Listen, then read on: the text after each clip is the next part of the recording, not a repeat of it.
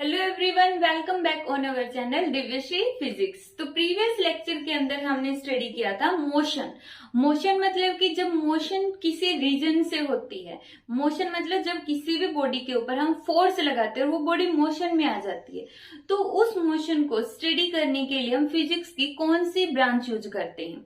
ठीक है, और अगर हम जिस फोर्स की वजह से बॉडी मोशन में आ रही है उस फोर्स को रिजेक्ट कर, मतलब उस फोर्स से हमें कोई मीनिंग ही ना हो, तो उस टाइम पे हम फिजिक्स की कौन सी ब्रांच के अंदर जाएंगे उस मोशन को स्टडी करने के लिए। तो इस तरह से हमने उसकी टाइप्स को स्टडी किया था और स्केलर क्वांटिटी और वेक्टर क्वांटिटी के बारे में पढ़ा था। तो आज स्टार्ट करते हैं हम वेक्टर। वेक्टर होता क्या है? अब ये जो वेक्टर है, वेक्टर का सिंपली मीनिंग क्या होता है? किसी भी चीज को रिप्रेजेंट कर देना। रिप्रेजेंट करने का मतलब क्या है कि उस चीज की मैग्नीट्यूड को भी बताना और डायरेक्शन को भी बताना। और वेक्टर को हम रिप्रेजेंट करते एक एरो के सिंबल से।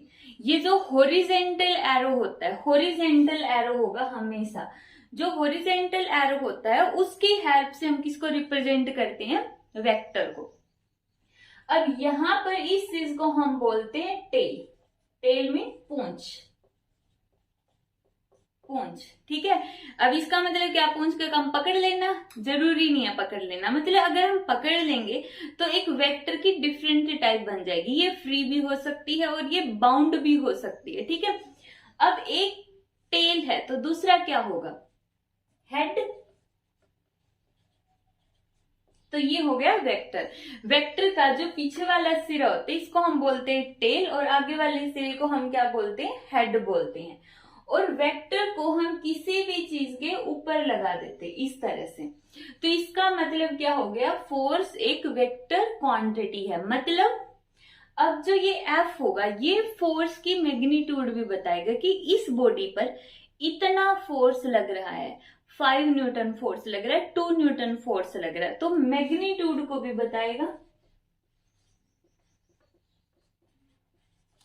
और डायरेक्शन भी बताएगा। मतलब यहां पर जो बॉडी उस पर फोर्स हमने इस तरफ लगाया है, उसको इस तरफ पुल किया है, तो उसकी डायरेक्शन क्या है? लेफ्ट राइट है या फिर फॉरवर्ड और बैकवर्ड डायरेक्शन के अंदर है। उसका मैग्नीट्यूड भी बता दिया और उसकी डायरेक्शन भी बता दी। तो जैसे ही किसी भी क्वांटिटी के ऊपर ये एरो लग गया तो इसका मतलब हमारे पास उसकी वैल्यू भी पता है और उसकी डायरेक्शन भी है। कुछ ना कुछ मीन्स उसकी वैल्यू भी है और डायरेक्शन भी है। तो अब ये था वेक्टर। अब वेक्टर ऐसा नहीं कि सिर्फ एक ही टाइप का वेक्टर होता, वेक्टर की डिफरेंट डिफरेंट टाइप्स होती हैं। वो टाइप्स देखते हैं। सबसे फर्स्ट टाइप है इक्वल वेक्टर। इक्वल वेक्टर मतलब ऐसा नहीं कि एक ही वेक्टर है और उसके डिफरेंट टाइप्स हैं। ये जब दो वेक्टर्स होते हैं और वो दोनों वेक्टर किस तरह से एक दूसरे के साथ बिहेव करते हैं, वो दोनों आपस में पैरेलल चलते हैं या अपोजिट डायरेक्शन में चलते हैं, तो इस तरह से जो दो वेक्टर्स होंगे ना, उन दो वेक्टर्स की हेल्प से हमने वेक्टर को ये डिफरेंट डिफरेंट टाइप्स के अंदर डिफाइन कर दिया। अब जैसे इक्वल वेक्टर है, नाम से ही पता चल रहा है इक्वल। इक्वल मतलब वो बराबर है। किस चीज में बराबर होगा? अब वेक्टर के अंदर तो दो ही चीजें होती हैं। एक होता है वेक्टर का मैग्नीट्यूड और दूसरा होता है वेक्टर की डायरेक्शन। एक होता है वेक्टर का मैग्नीट्यूड, दूसरी होती है वेक्टर की डायरेक्शन। अब देखो इक्वल वेक्टर के अंदर तो क्या होगा? इक्वल वेक्टर के अंदर दो वेक्टर का मैग्नीट्यूड सेम होगा और उसकी डायरेक्शन भी क्या होगी? सेम होगी। तो ये देखो मैग्नीट्यूड सेम है। मैग्नीट्यूड मतलब कि उसकी लेंथ। मैग्नीट्यूड को शो करने के लिए हम क्या लेते हैं? उसकी कंप्लीट लेंथ। जो वेक्टर की लेंथ होती है उसी को हम क्या बोलते हैं? मैग्नीट्यूड बोलते हैं। तो यहाँ पर दोनों वेक्टर्स की लेंथ सेम है, डायरेक्शन भी सेम है, तो इसको हम बोलेंगे इक्वल वेक्टर्स।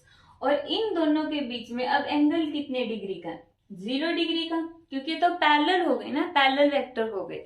तो उस टाइम पे हम क्या बोलेंगे? इनके बीच 0 डिग्री। बट क्या ये पैरेलल हमेशा, जो हमने वर्ड यूज किया पैरेलल वेक्टर, पैरेलल वेक्टर में डायरेक्शन तो क्या होगी? सेम होगी, लेकिन मैग्नीट्यूड सेम हो जरूरी नहीं होता है। तो यहाँ पे ये क्या हो गया, इक्वल वेक्टर।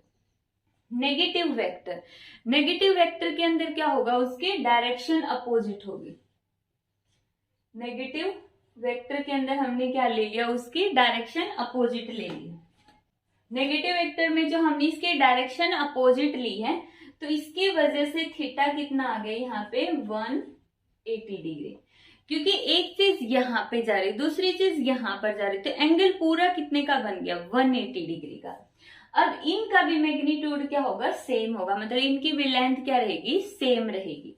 तो नेगेटिव वेक्टर के अंदर भी मैग्नीट्यूड सेम होगा और डायरेक्शन क्या रहेगी, डिफरेंट रहेगी। कोलिनियर वेक्टर, कोलिनियर, लीनियर का मतलब ये देखो, इसमें एक वर्ड आता है लाइन, मतलब एक ही लाइन में, मीन्स इस तरह से या फिर इस तरह से, इनको हम क्या बोलते, कोलिनियर वेक्टर बोलते हैं। अब यहाँ पर कोलिनियर वेक्टर के अंदर क्या होता है, मैग्नीट्यूड कम ज्यादा हो सकता है, जरूरी नहीं है दोनों का मैग्नीट्यूड सेम रहे, बट उनकी जो डायरेक्शन है वो एक ही तरफ रहेगी। एक ही तरफ मतलब ये नहीं है कि वो इस तरह से होंगे, इस तरह से होंगे, वो कैसे भी हो सकते हैं, वो इस तरह से भी हो सकते हैं। ये हो गया, देखो आगे पीछे भी हो गए, लेकिन वो रहेंगे क्या, एक ही डायरेक्शन में रहेंगे। ठीक है, एक डायरेक्शन में वो मूव कर रही हैं, फॉरवर्ड डायरेक्शन में मूव कर रही है, या फिर वो दोनों ऊपर की तरफ मूव कर रही हैं। तो ये दोनों वेक्टर हो गए, या ये तीनों वेक्टर हो गए। तो इनको हम क्या बोलते हैं, कोलिनियर, एक ही लाइन के अंदर, एक ही लाइन मतलब एक ही डायरेक्शन के अंदर। अब यहां पे भी एंगल कितना होगा, 0 डिग्री।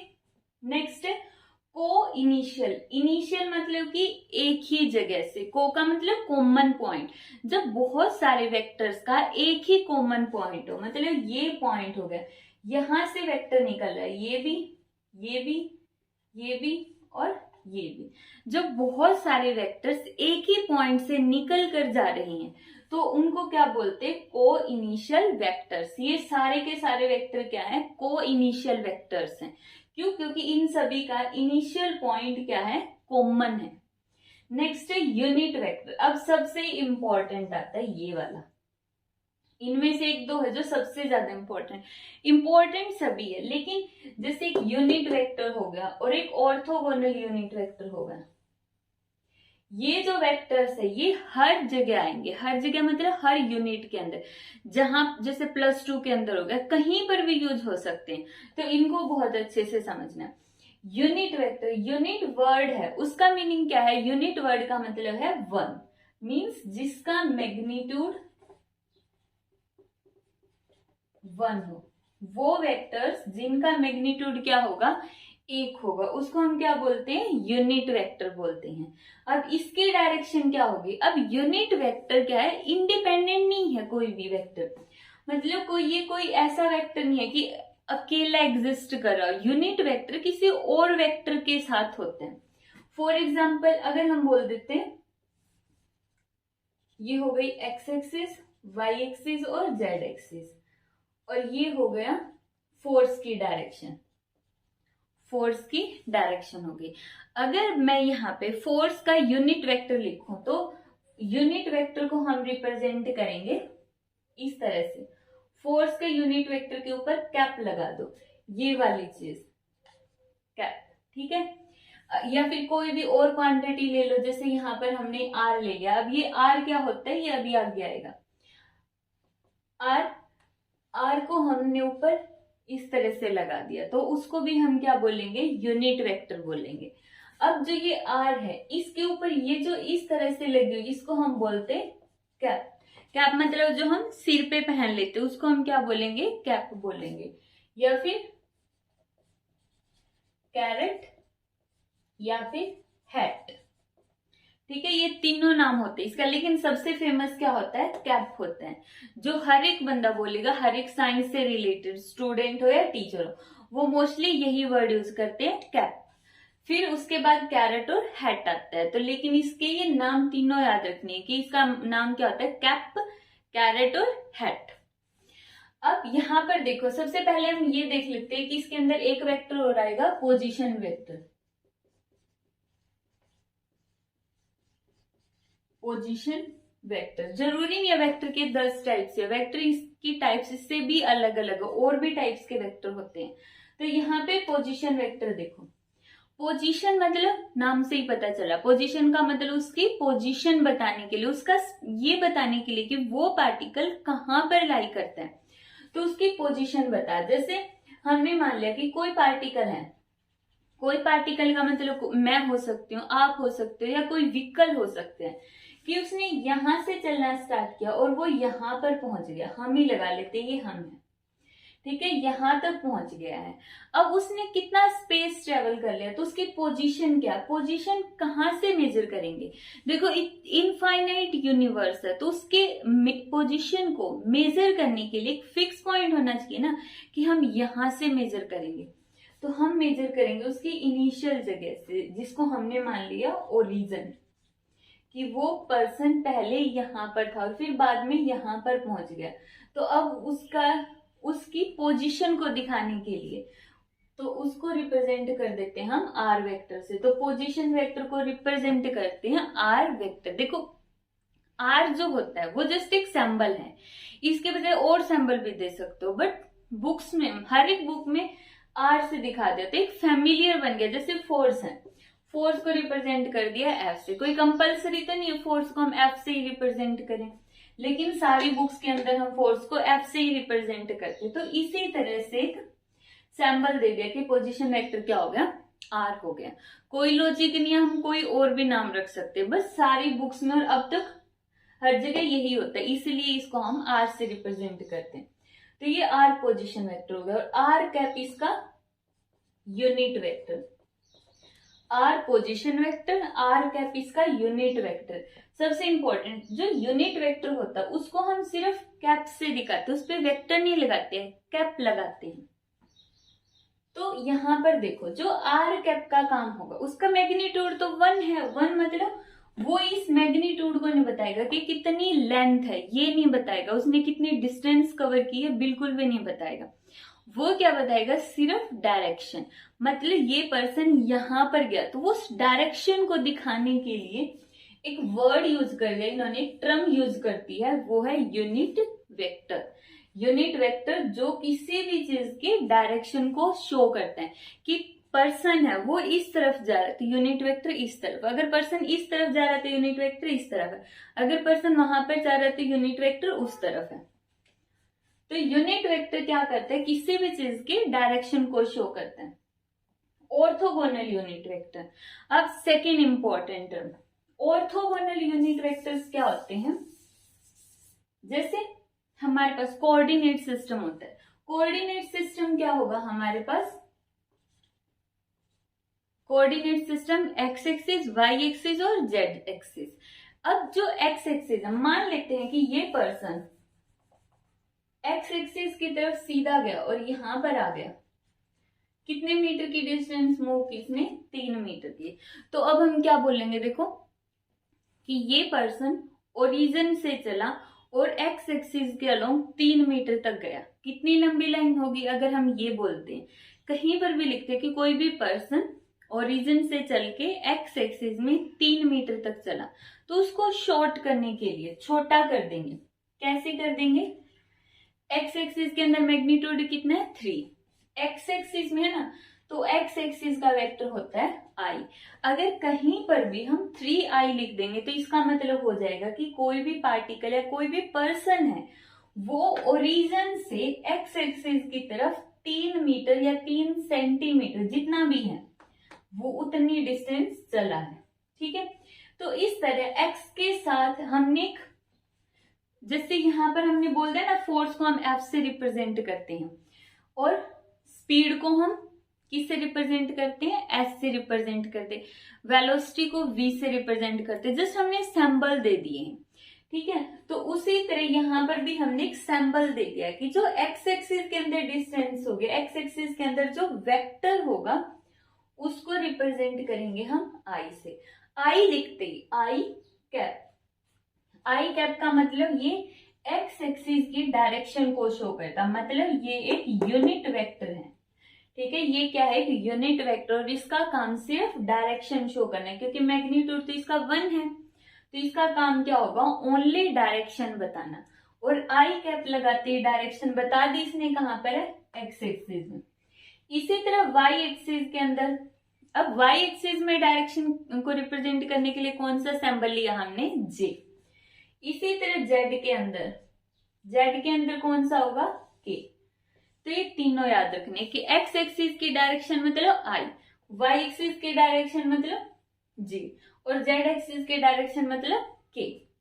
जैसे किसी ने बोल दिया कि कोई भी पर्सन है, उसकी डिस्प्लेसमेंट हुई 4k, मतलब वो ओरिजिन से के यूनिट वेक्टर मतलब जेड एक्सिस की तरफ 4 की डिस्टेंस कवर किया। 4 मीटर या सेंटीमीटर वो यहाँ पे देखा जाएगा कि जो हमारा कोऑर्डिनेट सिस्टम हो कौन सी यूनिट्स के अंदर।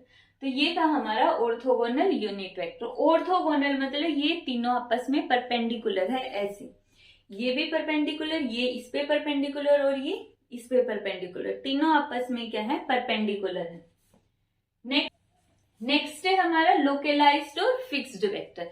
फिक्स वेक्टर, अब वेक्टर को फिक्स करने का मतलब है जो उसकी टेल है उसको पकड़ लो, कि जो उसका टेल का मतलब क्या होता है, उसका इनिशियल पॉइंट ये हो गया, ये इसकी टेल है, हम ऐसे ड्रॉ करते हैं, ठीक है, कोई भी वेक्टर उसको ऐसे ड्रॉ करेंगे, ठीक है। तो हमने क्या कर दिया, टेल को फिक्स कर दिया।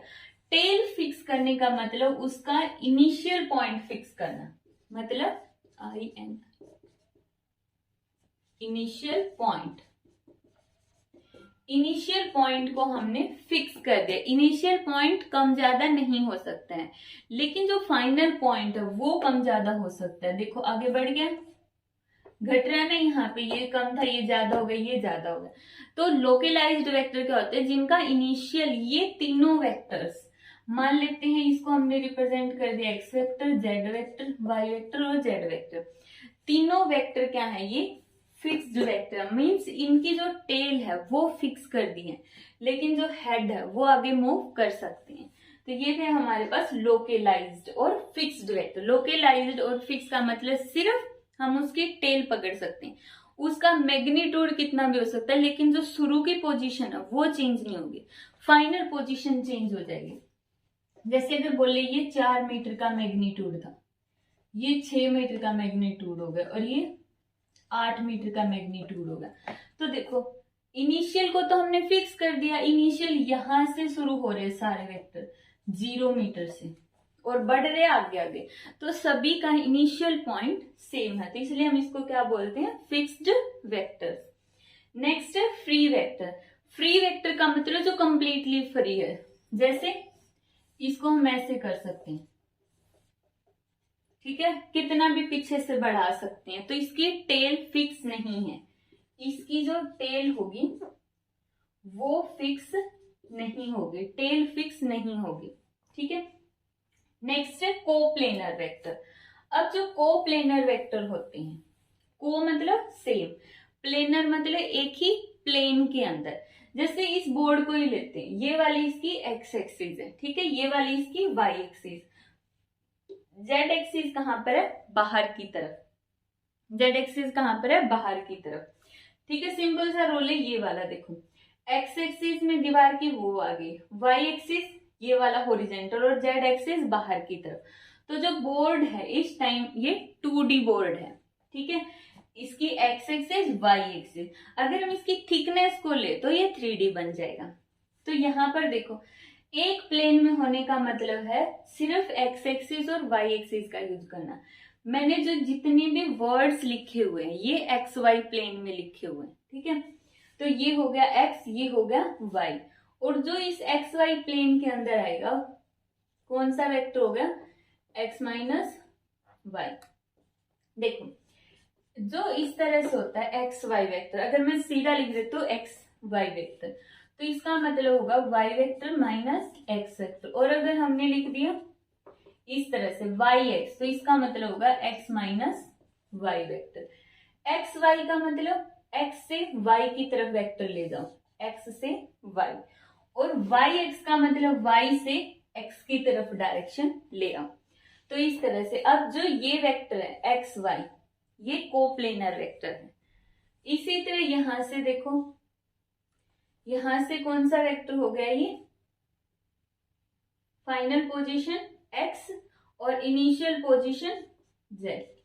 तो z मतलब कि x minus z, final position x और इनिशियल पोजीशन z, तो x माइनस z, और यहाँ पर y माइनस z। तो यहाँ पे x minus y, x minus z और y माइनस z तीनों कोप्लेनर वेक्टर्स है, मतलब एक ही प्लेन में लाई कर रहे हैं ये सभी के सभी। नेक्स्ट है नल वेक्टर। नल मतलब कि जीरो, जीरो मतलब कुछ है ही नहीं, शून्य हो गया, ना तो उसका कोई मैग्नीट्यूड है। मैग्नीट्यूड मतलब वो 0 सेंटीमीटर भी नहीं है, जीरो का मतलब जीरो ही हो गया ना। अब उसका कोई मैग्नीट्यूड नहीं है। अगर हम एक पॉइंट भी लगा देते हैं, देखो कितना छोटा सा पॉइंट है, अब इसका भी कुछ ना कुछ मैग्नीट्यूड होता है, तो हम इसको भी जीरो वेक्टर नहीं बोल सकते। जीरो का मतलब जो बिल्कुल है ही नहीं। अब जो चीज है ही नहीं तो उसकी डायरेक्शन क्या होगी, डायरेक्शन भी नहीं होगी। तो जीरो वेक्टर्स क्या होते हैं, जिनका ना तो कोई मैग्नीट्यूड होता है ना ही कोई डायरेक्शन होती है, उसको हम क्या बोलते हैं, नल वेक्टर बोलते हैं। तो ये थे हमारे पास वेक्टर की 10 टाइप्स। एक एडिशनल था पोजीशन वेक्टर।